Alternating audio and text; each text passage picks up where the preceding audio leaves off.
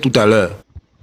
Bonjour, bonsoir, en fonction du lieu où vous voyez un président de la République du Cameroun rentrer dans une négociation où on va poser comme préalable qu'on va discuter non pas de la forme de l'État, mais de la structure de l'État, et notamment de son territoire, où des gens disent, nous on négocie si vous acceptez l'idée que nous ne faisons plus partie du Cameroun.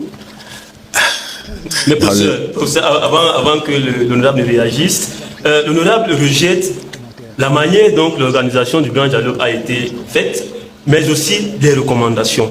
Mais pensez-vous que ces recommandations seraient suffisantes pour ramener la paix dans ces régions, ou bien pour la... Non, d'abord, il a dit une chose qui n'est pas vraie.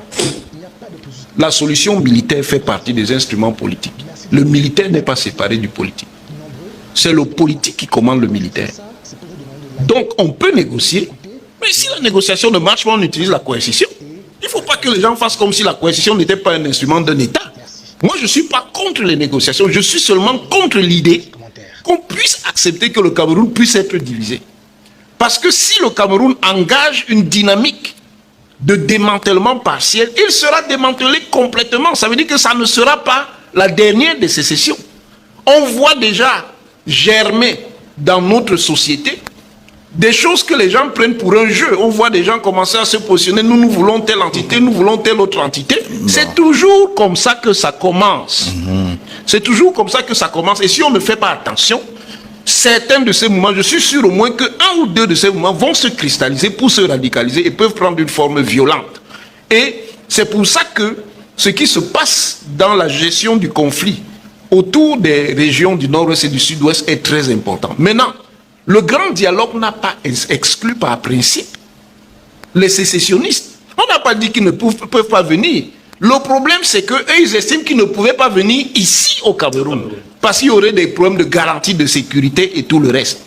Et ils estimaient que pour qu'ils négocient, il faut précisément qu'il y ait des médiateurs internationaux. Ça veut dire qu'ils sont dans une logique d'internationalisation de la crise qui sera difficile à l'appareil gouvernemental d'accepter. Puisque l'appareil gouvernemental veut gérer ça dans un cadre camerounais et eux, ils veulent gérer dans un cadre international. Quel est l'inconvénient du cadre international? C'est que ça peut effectivement dériver très rapidement. Vous allez pour négocier la paix dans le cadre de la structure unifiée du Cameroun. Après, on vous dit non. En fait, pour régler ce problème, il faut aller vers une solution. Il y aura deux États.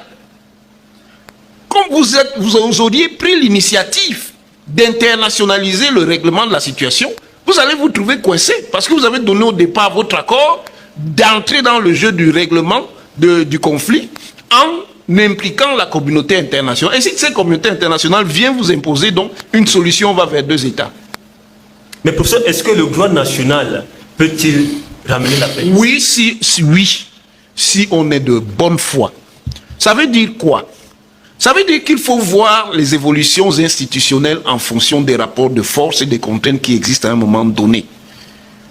J'entends les gens parler sur les formes de l'État au Cameroun, vraiment en amateur. Les formes de l'État, il ne suffit pas de spéculer, on veut le fédéralisme, on veut ceci pour que ce soit viable. On crée les institutions en fonction de conditions historiques et de conditions sociales précises.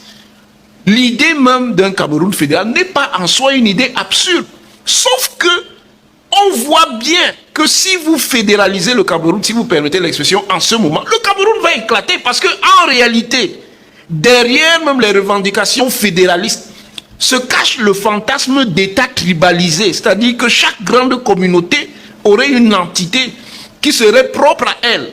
Or, si vous allez dans ce sens, comme vous avez déjà un noyau anthropologique, c'est-à-dire que les gens se sentent une appartenance commune, quand vous allez donner un territoire, vous allez créer une entité concurrente de la République du Cameroun. C'est ça le problème. Or, c'est ce volet-là que les gens sont en train de développer. Et ça va donc empêcher qu'on aille vers l'autonomisation de manière graduelle. Ce que l'honorable dit, il peut effectivement avoir au sein du système institutionnel des forces qui, par réflexe, bloquent peut-être les évolutions. Ça peut être vrai. Mais il est aussi évident que si vous voulez arriver à un système avec un fort transfert du pouvoir vers les centres territoriaux et locaux, dans un pays aussi complexe que le Cameroun, ça doit se faire de manière graduelle et progressive. Et c'est là où l'idée du statut spécial peut être intéressante, à condition de la mettre en œuvre de manière scrupuleuse. Si on met ça en œuvre de manière scrupuleuse et que effectivement un certain nombre de forces sociales y repèrent des éléments d'autonomisation, les choses peuvent évoluer, mais ce n'est pas ça en soi, et c'est ça la complexité de la situation qui va empêcher qu'il y ait des sécessionnistes. Puisque les sécessionnistes, c'est une position idéologique. Ils disent, nous, on n'est plus dans le Cameroun. On veut sortir du Cameroun. On ne veut même pas entendre parler du Cameroun, que le Cameroun nous laisse en paix. Leur négociation, c'est que le Cameroun nous laisse en paix, gérer notre territoire. Alors, on aura, d'un côté, les gens réclament un État. De l'autre côté, l'État du Cameroun ne veut pas entendre parler d'une division de la nation camerounaise. Au sortir du grand dialogue auquel vous avez participé, la proposition d'un statut spécial en est ressortie. Pensez-vous qu'en l'état actuel, on peut entamer la reconstruction des régions du Nord-Ouest et du Sud-Ouest? Non, franchement, c'est du bluff, ça. C'est une opportunité qu'on se crée pour se mettre l'argent dans les poches. On peut pas. Dans toutes les guerres du monde, on a toujours parlé de la reconstruction lorsqu'on a enterré la hache de la guerre. Vous ne pouvez pas aller construire un bâtiment alors que ce qui a fait détruire le précédent reste encore intact. Ça veut dire que vous allez vous retrouver dans un cercle itératif. Vous construisez et ce qui avait détruit le précédent vient encore détruire. D'abord, mais il faut se poser la question, comment est-ce que vous ferez pour vous mettre en sécurité de construire? Quel est l'entrepreneur qui peut accepter aujourd'hui d'aller, par exemple, dans le LBLM, gagner un marché de construction? Donc moi, je pense que c'est une manière pour le gouvernement de perdre du temps là où il faut gagner du temps. Maintenant, je veux répondre à certains arguments du professeur. Lorsqu'on dit un État souverain, on ne peut pas lui demander de faire partie de l'armée. Ça voudrait dire que c'est dégager l'instrument d'expression de la souveraineté. Il me semble que ceux qui en parlent ne demandent pas que les forces militaires ou les forces de sécurité, de manière classique, qui de manière classique assurent la présence de l'État dans ces régions-là, soient partis. On parle des forces qui sont déployées spécifiquement dans le cadre de la gestion du conflit. Il me semble que ce soit ça. Donc, il me semble que ce soit ça. Et autre chose, c'est que lorsque les gens... Qu'est-ce qui peut faire qu'à un moment donné, les gens remettent en cause quelque chose qui était déjà vécu par les uns et les autres? C'est lorsqu'on se sent mal. Parce que si je suis ici et que je ne me sente pas bien, je vais commencer par me poser la question, qu'est-ce qui a fait même que je sois ici? Comment ça va même commencer que je sois ici? Donc reconnaissons que c'est le non-respect des différents accords. C'est la malgouvernance. Parce qu'on n'impose pas le vivre ensemble. Le vivre ensemble doit être la résultante d'un amour partagé, où les deux parties se respectent. Si on avait dit que les deux entités, le Southern Cameroun et le Cameroun oriental, devraient discuter d'égal à égal, je ne pense pas que les accords de 61 allaient être ce qu'on a pu voir là. Nous avons pris le devant. Et lorsque on a décidé de changer tout, on n'a plus eu l'humilité ou bien la responsabilité républicaine d'aller consulter ou bien de demander de tenir compte de la position des autres. Donc il y a un problème d'abus. Il y a un problème d'abus dans la gestion qui amène la partie anglophone de croire que en réalité cet accord de vivre ensemble était de la duperie. C'était une sorte de velléité d'absorption qui s'est montrée définitivement en public lorsqu'on a changé la dénomination de notre République en 1984. Donc moi je pense que ce soit d'un côté comme dans l'autre, il y a des errements. Et quand il y a des errements, j'ai parlé tout à l'heure de ce que lorsque votre seau de maïs se verse, vous ne pouvez plus ramasser tous les grains. Ça veut dire que le gouvernement, le président a prêté serment d'assurer l'intégrité territoriale. Assurer l'intégrité territoriale, ça renvoie d'abord à la responsabilité d'une gestion préventive, de veiller à ce qu'il n'ait pas atteinte à cette intégrité-là. Lorsqu'il y a déjà atteinte, il y a une défaillance quelque part. Oui, il y a une défaillance quelque part, parce que ça ne devrait même pas arriver. S'il avait bien géré, s'il avait veillé à ce que le territoire soit normalement dans son intégrité, s'il y a eu atteinte, ça veut dire qu'il y a défaillance du système quelque part. Et maintenant, ceux qui portent atteinte ont également une responsabilité. Il faut donc aller à des négociations pour que les uns et les autres reconnaissent quand même que nous avons fauté, vous avez fauté, nous avons fauté. Il faut trouver un consensus qui calme les deux côtés. En novembre 91, il y a eu des assises de la tripartite. Et je dois dire ici qu'il n'y a pas de personnalité politique anglophone qui n'ait pas partagé les accords de la tripartite. À la tripartite, alors qu'il était question de se retrouver pour trouver des solutions mettant fin à la ville, aux villes mortes et autres, la problématique de la forme de l'État s'est invitée. Et la revendication du fédéralisme et le maintien de l'État unitaire était là, centralisé, était là. Le point de consensus qu'on a trouvé, c'était la décentralisation. Je dis non, on ne va pas rentrer au fédéralisme, on ne va non plus rester à l'État hyper centralisé, il faut aller à la décentralisation.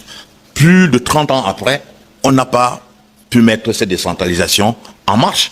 Il y a donc problème. Moi, je crois que, au lieu de penser que le respect de la responsabilité du président vis-à-vis du serment l'amène à des solutions de violence. Moi, je continue à croire qu'il s'agit d'un problème politique.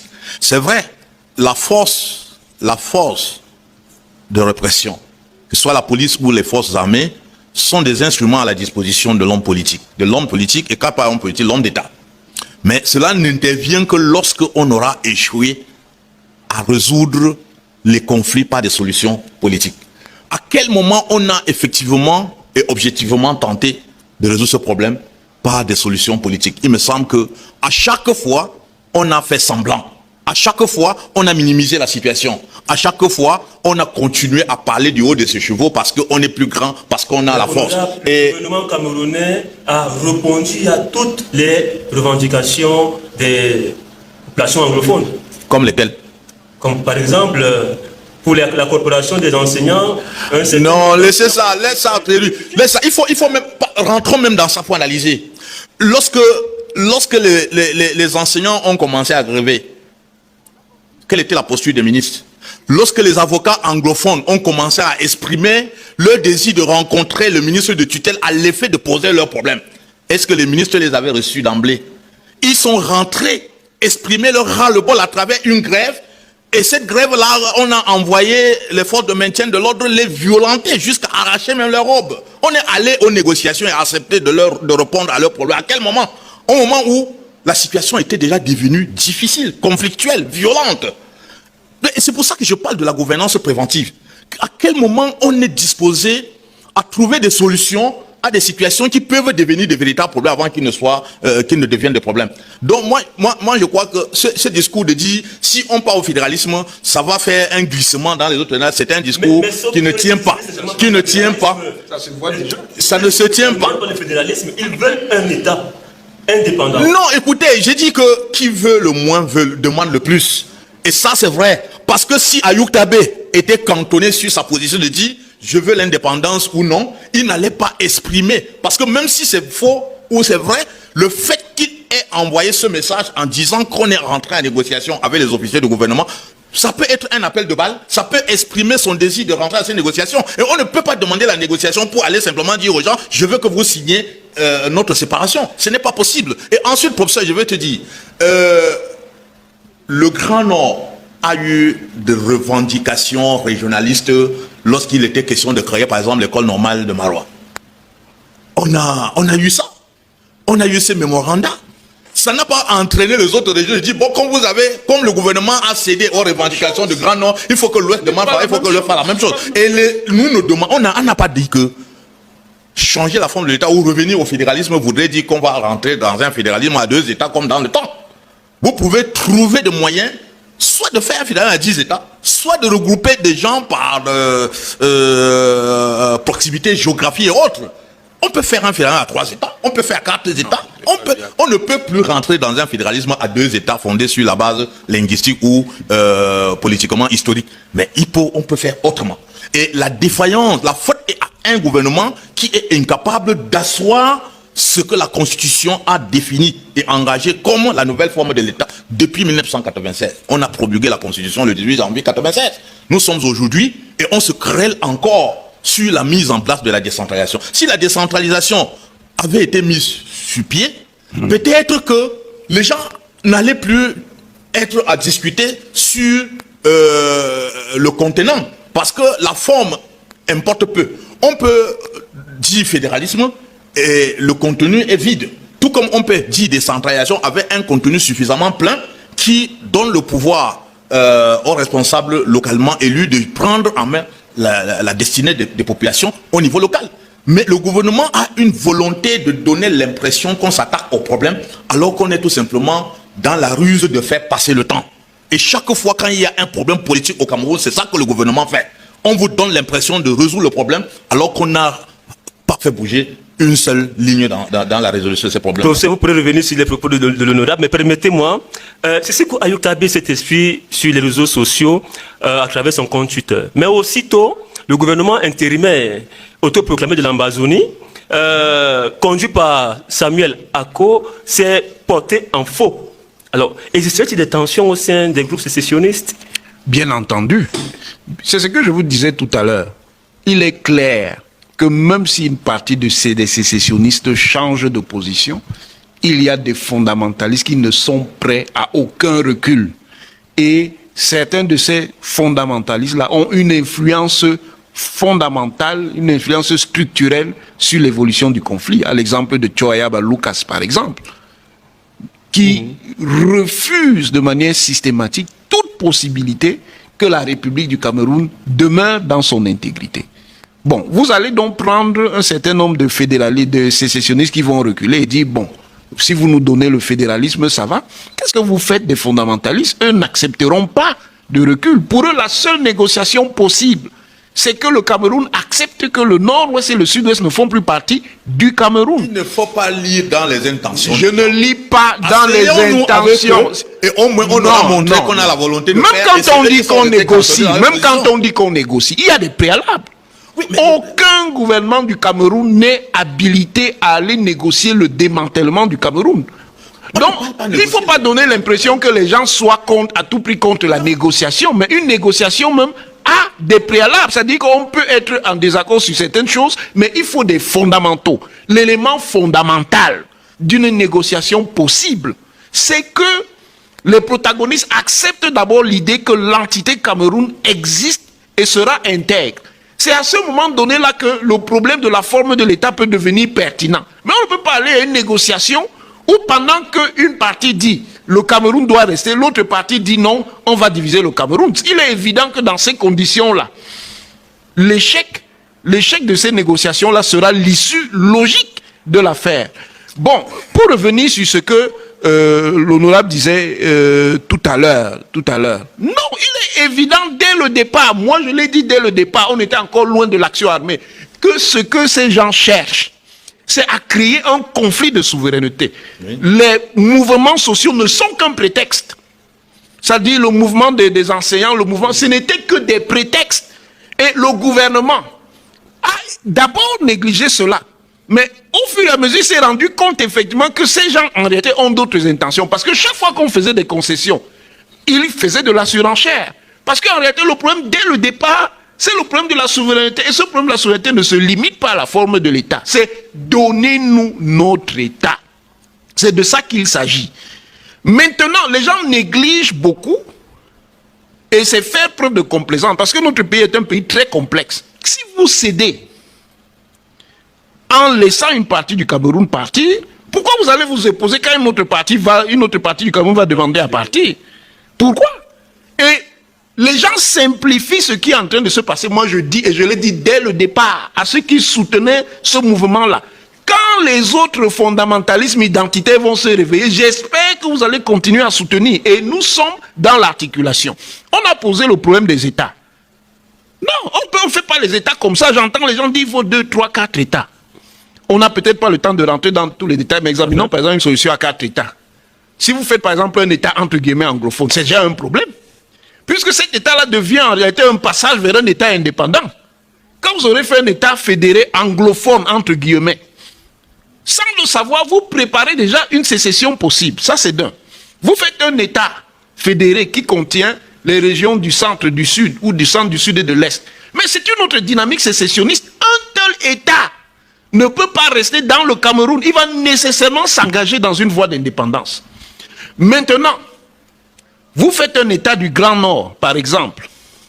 Soit Mais il y a une région où il y aura des tensions même pour le découpage. Je vois même des découpages où on va mettre dans les États fédérés nord-ouest et ouest et sud-ouest et littoral. Mais vous ne réglez pas la question qui a été portée par ces mouvements disant que les anglophones sont marginalisés en raison de leur culture d'origine coloniale.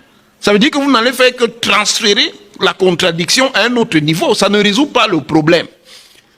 Le seul modèle de fédéralisme qui peut fonctionner au Cameroun, mais pas immédiatement, c'est un fédéralisme à 10 États. Et qui doit se préparer. Ça veut dire que ce n'est pas une histoire qu'on décrète. Et la voie pour le préparer, c'est peut-être un consensus sur une décentralisation avancée. Et dans la décentralisation avancée, comme il y a une contradiction culturelle, entre guillemets, francophone, anglophone, qui semble a priori avoir plus de poids que les autres, on dit donc statut spécial pour les régions anglophones, de telle manière qu'elles puissent gérer l'autonomie et on leur accorde un certain nombre de compétences. Et on leur accorde ces compétences de manière sérieuse. Et on active la décentralisation par la voie normale dans les autres régions. Avec donc l'habitude, si on applique ça de manière sérieuse,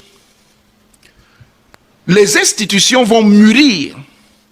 Et c'est à ce moment donné que la question du fédéralisme peut se poser sans être contradictoire avec l'unité et la stabilité du Cameroun. Mais si vous dites là maintenant que vous rentrez dans le fédéralisme, vous faites par exemple 2 États. Ce n'est pas possible. Là, nous sommes parfaitement d'accord. Dès que vous allez dire 2 États, un certain nombre de groupes d'intérêts qui ont déjà commencé, ils vont dire que donnez-nous aussi notre, comme on dit en français camerounais, notre part d'État fédéré. Sinon, on n'accepte pas. Dès que vous rentrez donc dans le débat des États fédérés, se pose le problème de la compatibilité. Je ne veux pas engager de manière anticipée ce qui peut venir après. Voilà, c'est ça la complexité de la situation. Mais le problème ici, pour ce qui nous concerne, ce qu'on appelle commodément la crise anglophone, c'est la question de la souveraineté. Et cette question de la souveraineté ne peut pas donner lieu à un accord. C'est impossible. C'est-à-dire que tant qu'il y a un côté, les gens qui disent que le Cameroun doit rester un, et de l'autre côté, des gens qui disent que le Cameroun doit être divisé. Vous voulez que l'accord soit possible? L'accord n'est pas possible. Honorable, oui. Sissekou Ayok Tabé a choisi de communiquer via les réseaux sociaux. Cette manière de communiquer ne traduit-elle pas la volonté d'autonomie de ce groupe qui se trouve ici sur le terrain par rapport aux leaders qui sont en exil? Mais est-ce qu'il avait le choix? Ayok Tabé est en prison. Donc, il ne peut pas venir sur le plateau de télévision, à la radio et tout ça. Et aujourd'hui, les réseaux sociaux constituent le média le plus facilement accessible et qui peut atteindre le monde entier en une clic. Donc, il me semble qu'il n'avait pas suffisamment de choix. Et le fait de le faire, pour moi, est l'expression de la prédisposition de ce leader-là d'aller au dialogue. Et d'attirer l'attention de l'opinion publique, que si ça bloque, ce n'est pas le côté des sécessionnistes qui refuserait d'aller au dialogue. Mais selon vous, il n'y a pas de tension dans le groupe des sécessionnistes? Non, attendez, il y a des tensions. La tension vient à quel moment? Parce que je vous ai dit tout à l'heure que la réaction du gouvernement consistait à jeter de l'huile dans le feu. Lorsque votre leader sort et exprime une action politique importante et d'envergure dans une situation de conflit armé, et maintenant l'adversaire vient le mettre en situation de véritable faiblesse, il faut de l'autre côté qu'il y ait quelque chose qui contredise pour dire que non, nous n'étions pas. Oui. Tout le monde chez les sécessionnistes ne reconnaissait pas Ayok Tabé comme leader. C'est ça le problème. Non, dès le départ, ce n'est pas maintenant. Oui, mais on peut dire tout le monde ne reconnaît pas. On peut citer les noms. On ne refuse pas que tout le monde ne reconnaisse pas. Maintenant, Ayok Tabé est l'un des leaders. Il y a d'autres leaders. Et vous avez vous-même dit que les leaders ont voulu qu'il y ait un dialogue, mais un dialogue sous l'arbitrage d'une communauté internationale. On trouve qu'il y a problème parce que lorsque l'international s'implique, ça peut aller dans un sens qu'on ne pourra plus maîtriser. Mais je vous dis que si l'international veut appuyer la sécession, on n'a pas besoin d'attendre qu'on donne l'occasion d'une négociation qui échouerait pour le faire. Ils peuvent bien le faire maintenant. Et le fait de ne pas aller au dialogue crée des conditions. Ils le font même, d'ailleurs. Donc, moi, je pense que nous devons être suffisamment sages de comprendre que c'est une situation dont la cause est purement politique. Et il faut donner au moins, montrer à l'opinion qu'on a la ferme volonté d'aller aux négociations avant que ces négociations-là n'échouent pour que les uns et les autres... Moi particulièrement, j'avais eu à changer de discours par rapport à ce que je tenais vis-à-vis de ces sécessionnistes. J'ai par exemple, à un moment donné, pensé que le refus de venir participer au grand dialogue donnait toute la légitimité au pouvoir désormais d'agir de manière violente parce qu'on n'a plus d'autres options. Il n'y a personne au Cameroun qui soit prêt à accepter d'aller à une solution de sécession. Il n'y a pas beaucoup de gens qui soient prêts à aller à une solution de fédéralisme ce que nous avons eu au sorti des négociations de 1961. L'UDC que je représente sur ce plateau a commis et publié un avant-projet de constitution en 1994. Là-dedans, on parle du nouveau fédéralisme. Et pour nous, c'est le fédéralisme des régions. Ériger les 10 régions aujourd'hui en entité administrative purement autonome sur le plan administratif et financier. Il faut donner cette autonomie-là. Et nous l'avons dit depuis 1994. On a défendu cette thèse à la tripartite. On l'a fait continuer dans un avant-projet de constitution. La constitution de 96 l'a prise. Et il faut dire que même les dispositions de fonctionnement de la décentralisation actuelle ne donnent pas suffisamment du tonus à cette décentralisation. Mais au moins, il fallait déjà montrer la volonté en la mettant en place. Tout le temps, nous venons d'avoir un débat dernièrement ce week-end sur la problématique de la décentralisation qui traîne. Le ministre même que le président a nommé et donnant l'impression qu'il venait donner un coup de pouce à la mise en place de cette décentralisation ne semble pas comprendre son rôle puisqu'il continue à penser que les préfets sont les patrons des maires et que lui, quand il veut s'adresser, donner les instructions aux maires, il doit automatiquement demander au préfet de les réunir comme quelqu'un qui a réuni ses subordonnés pour leur donner des injonctions. Donc, quand on agit comme ça, ça donne raison aux sécessionnistes de dire, voilà, on ne peut pas faire autrement que d'aller soit au fédéralisme, soit à la sécession. Et l'autre chose, justement avec le professeur, je suis content que tu dises que dès le départ, tu avais dit que la problématique...